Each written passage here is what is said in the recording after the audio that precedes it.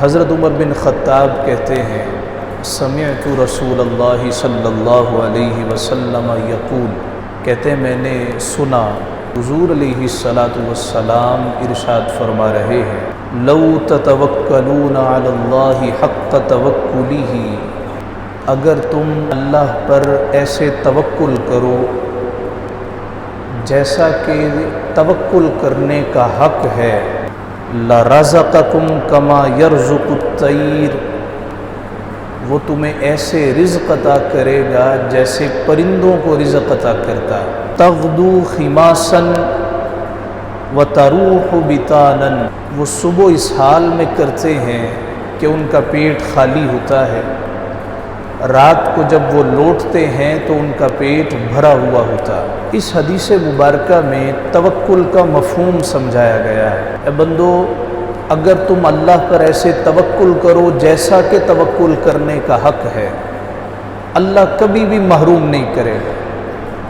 اللہ نے حضرت انسان سے وعدہ کر رکھا ہے بندے میں تیری ضروریات پوری کروں گا، وما من دابۃ فی الارض الا علی اللہ رزقها، روئے زمین پہ کوئی جاندار ایسا نہیں ہے کہ اس کا رزق اللہ کے ذمہ کرم پہ نہ ہو۔ انسان سے مولا نے ضرورتوں کا وعدہ کیا، خواہشوں کا وعدہ نہیں کیا۔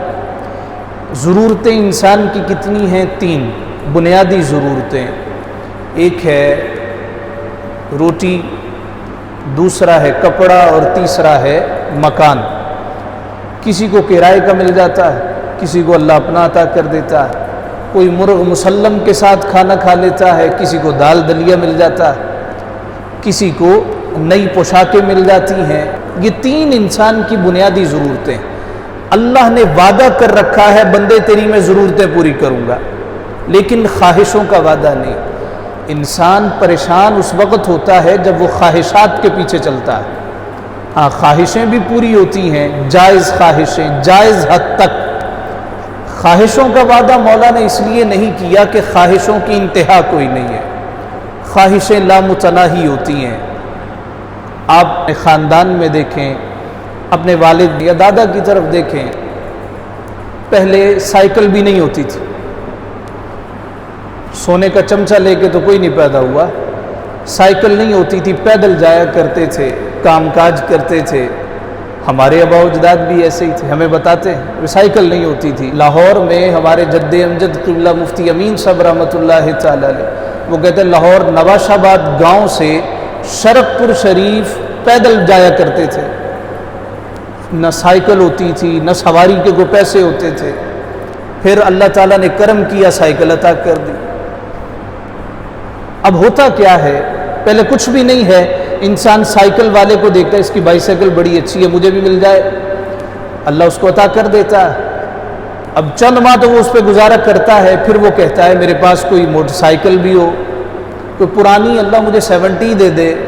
اب وہ 70 لے لیتا ہے، پرانی موٹر سائیکل پہ بڑا خوش ہوتا ہے، لیکن جب وہ دوستوں کے ساتھ رہتا ہے نا کہ اس کے پاس تو نئی موٹر سائیکل ہے، میرے پاس پرانی ہے، وہ کہتا ہے نہیں مولا مجھے نئی ملنی چاہیے۔ اب وہ کمیٹی ڈال، کسی سے پکڑ دھکڑ جو بھی کر، وہ نئی موٹر سائیکل خریدتا ہے۔ اب 70 مل گئی، اب تو چاہیے تھا قناعت کرتا، لیکن خواہش ہے نا، انتہا نہیں ہے۔ وہ کہتے ہیں نہیں مجھے 1 to 5 کی آواز بڑی اچھی لگتی ہے، اس پہ بیٹھا بندہ ذرا چودھری چودھری لگتا ہے، مجھے 1 to 5 ملنی چاہیے۔ اب وہ 1 to 5 کے لیے کوشش کرتا ہے، اب 1 to 5 کہیں سے مل گئی، اب خواہش ہے، انتہا نہیں ہے۔ وہ کہتا ہے کہیں سے پرانی مہران ہی چلتی چلتی مل جائے۔ اب وہ مہران گاڑی کے لیے کوشش کرتا ہے، مہران مل جاتی ہے، کہتا ہے نہیں یار کوئی 2D ہونی چاہیے۔ اب وہ 2D کے لیے کوشش کرتا ہے، وہ بھی اللہ دے دیتا ہے۔ پھر وہ کہتا ہے نہیں کوئی سپورٹیج گاڑی ہو، پھر وہ سپورٹیج کے لیے کوشش کرتا ہے۔ پھر کہتا ہے نہیں مرسڈیز کوئی ای کلاس مل جائے، کوئی سی کلاس مل جائے، پھر وہ مرسڈیز کے لیے کوششیں شروع کر دیتا۔ اب جب وہ مل جاتی ہے، اب تو چاہیے یار بس کر، قناعت کر، اللہ نے تیری ضرورتیں پوری کر کے تیری خواہش کو بھی کہاں تک پورا کر دیا۔ لیکن حضرت انسان ہے، وہ کہتا ہے نہیں مرسڈیز ای کلاس سی کلاس مل گئی، اب مجھے کوئی فراری مل جائے۔ اب وہ فراری کے لیے کوشش کرتا ہے، پوشے کے لیے کوشش کرتا ہے، چلو یہ بھی اللہ نے دے دی۔ اب کیا کرتا ہے، میرے پاس کوئی ترین صاحب کی طرح چھوٹا سا ہوائی جہاز بھی ہو جائے، کہ جن کے پاس محلات ہیں، کیا ان کو سکون کی زندگی میسر ہے؟ ان کو بھی سکون کی زندگی میسر نہیں ہے۔ اس لیے مصطفیٰ نے فرمایا ابن آدم کے پاس سونے کی ایک وادی ہو، یہ کہے گا ایک اور آ جائے، اور اس کا یہ پیٹ قبر کی مٹی کے سوا کوئی شے بھر نہیں سکتی، خواہشیں حضرت انسان کی پوری نہیں ہوں گی، لامتناہی ہے۔ اس لیے حضرت انسان سے وعدہ کیا گیا ہے تو فقط ضرورتوں کا وعدہ۔ جناب فاروق اعظم کہتے ہیں مصطفیٰ سے میں نے سنا، آپ نے فرمایا لو تتوکلون علی اللہ حق توکلہ، تم اللہ پر اگر ایسے توکل کرو جیسا کہ توکل کرنے کا حق ہے، مولا بھی پھر تمہیں ایسی عطا کرے گا جیسے وہ پرندوں کو عطا کرتا، کہ صبح وہ خالی پیٹ نکلتے ہیں، کبھی کسی نے ایسے نہیں دیکھا کہ کوئی پرندہ بھوک سے مرا گرا پڑا ہو۔ بابا بلے شاہ صاحب نے کہا تھا نا، ویخ بندیا آسمان تے اڑ دے پنچھی، ویخ تے سہی کی کر دے نے، ناؤ کر دے رزق ذخیرہ، ناؤ بھوکے مردے نے، کدی کسے نے پنکھ پکھیرو بھوکے مردے ویکھے نے، بندے ہی کر دے رزق ذخیرہ، بندے ہی بھوکے مردے نے۔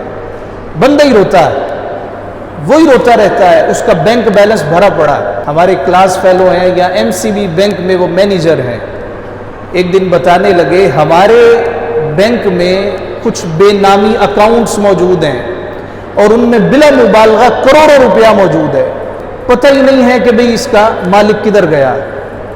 اب وہ جوڑتا رہا دنیا سے چلا گیا، کسی کو نہیں بتایا، یا اولاد نہیں تھی، جوڑ کے دنیا سے رخصت ہو۔ اب کسی سے پوچھ لیں جناب کیسا چل رہا ہے، کہتا ہے بڑا مندہ ہے، بہت برے حالات ہیں، کام ٹھیک نہیں ہے۔ انسان تو دیکھنا اللہ تجھ پہ کتنا کرم کرتا ہے، کتنی کرم نوازیاں کرتا ہے، پھر بھی اگر تو ناشکری اختیار کرے تو مولا کا تو نقصان کوئی نہیں۔ وہ کہتا ہے لَإِن شَكَرْتُمْ لَأَزِيدَنَّكُمْ، اگر تم ہر حال میں شکر ادا کرو گے تو زیادہ عطا کروں گا، وَلَئِن كَفَرْتُمْ، اور اگر ناشکری کرو گے اِنَّ عَذَابِي لَشَدِيدٌ، ہماری پکڑ بھی بڑی سخت ہے۔ جناب فاروق اعظم رضی اللہ تعالیٰ عنہ آپ سے ہی یہ حدیث پاک مروی ہے، یہ بخاری شریف کی پہلی حدیث بھی ہے۔ مصطفیٰ نے فرمایا انما الاعمال بالنیات، اعمال کا دار و مدار نیات پر ہوتا ہے۔ بعض اوقات انسان عبادت کرتا ہے، وہ اس کی عادت بن جاتی ہے، لیکن اگر عادت میں نیت نہ ہو تو وہ عبادت نہیں رہتی۔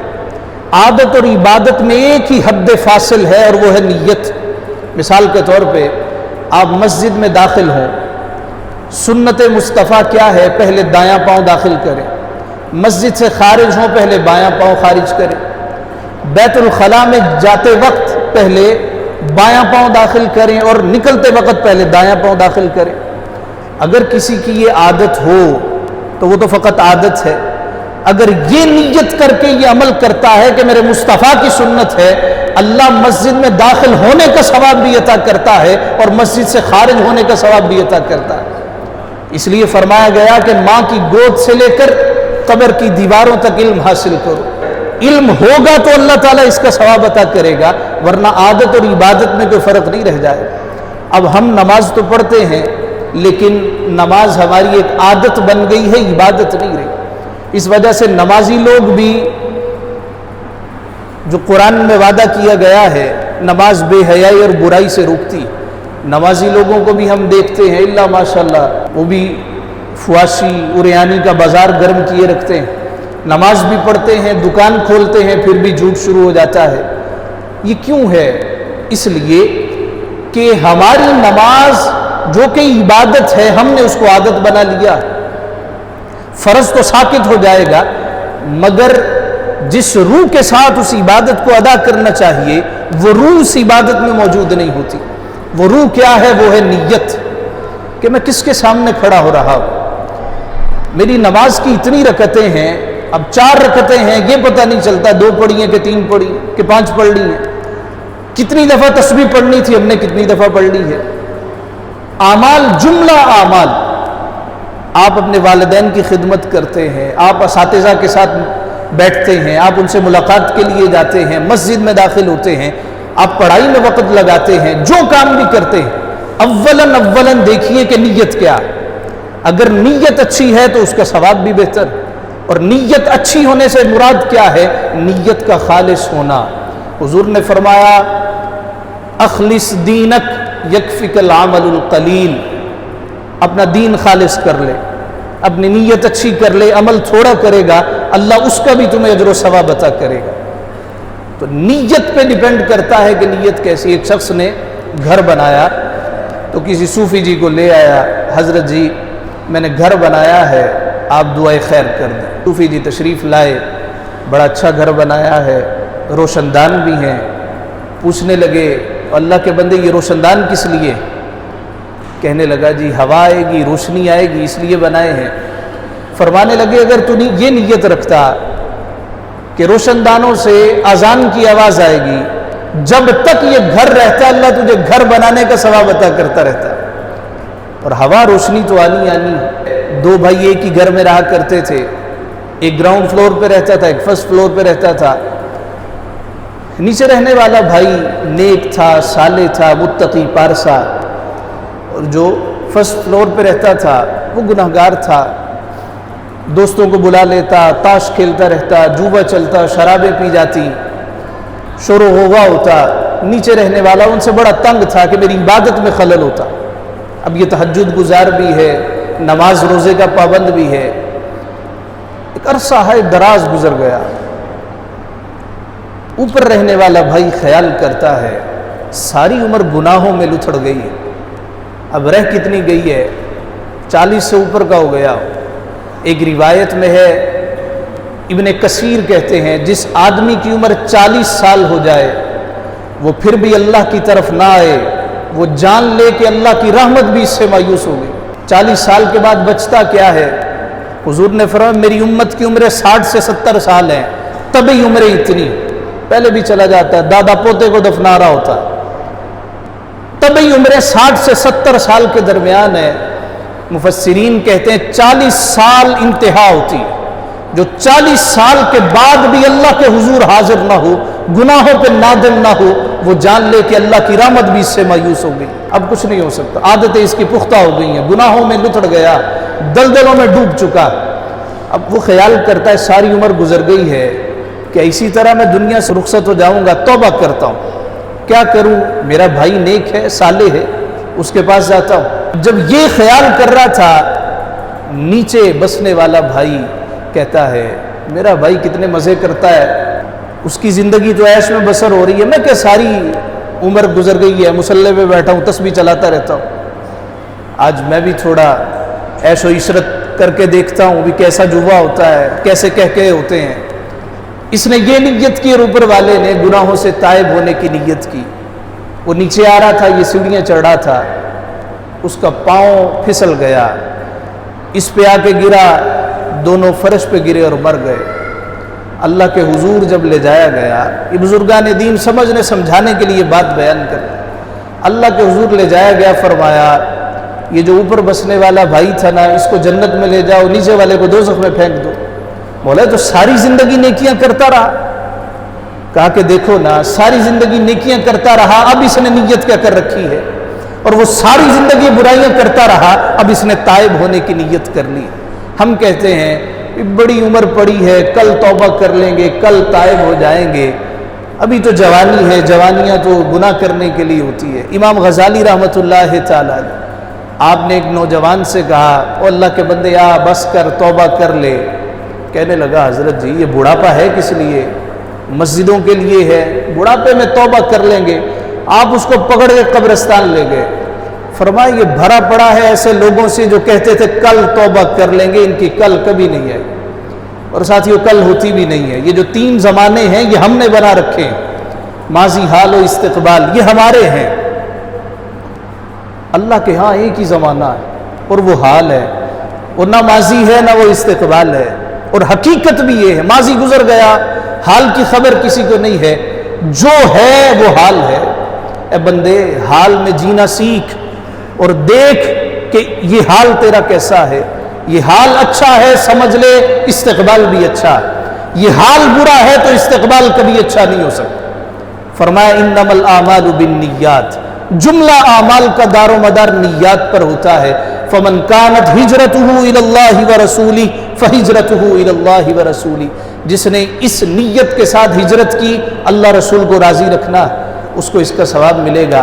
ومن کانت ہجرتہ لدنیا یصیبھا او امرأۃ ینکحھا فہجرۃ الی ما ہاجر الیہ، جس نے اس نیت کے ساتھ ہجرت کی کہ میں کسی عورت کے ساتھ نکاح کروں گا، تو اس کو مسنون ہجرت کا ثواب نہیں ملے گا، اس لیے کہ اس نے نیت میں کسی عورت سے نکاح کو شامل کر رکھا۔ تو ہماری جو بھی نیت ہے، کاروبار پہ بیٹھتے ہیں، دکان پہ بیٹھتے ہیں، جہاں بھی جاتے ہیں، نیات پہ ڈیپینڈ کرتا ہے کہ بھئی تمہاری انٹینشن کیا ہے، تمہاری نیت کیا ہے۔ جیسی حضرت انسان کی نیت ہوتی ہے ویسی اللہ تعالیٰ اس کو اس کا پھل عطا کرتا ہے، اور اس کا وعدہ ہے من جد وجد، جو بھی کوشش کرے گا میں اس کو عطا کر دوں گا، لیکن اس کے پیچھے محرک کیا ہو، تمہاری نیت خالص ہو، نیت میں اخلاص نہ ہو، کسی حوالے سے نیت میں اخلاص نہ ہو، وہ کام وہ عمل راندہ درگاہ کر دیا جاتا ہے۔ اللہ تعالیٰ ہمیں حسن عمل اور حسن نیت نصیب فرمائے۔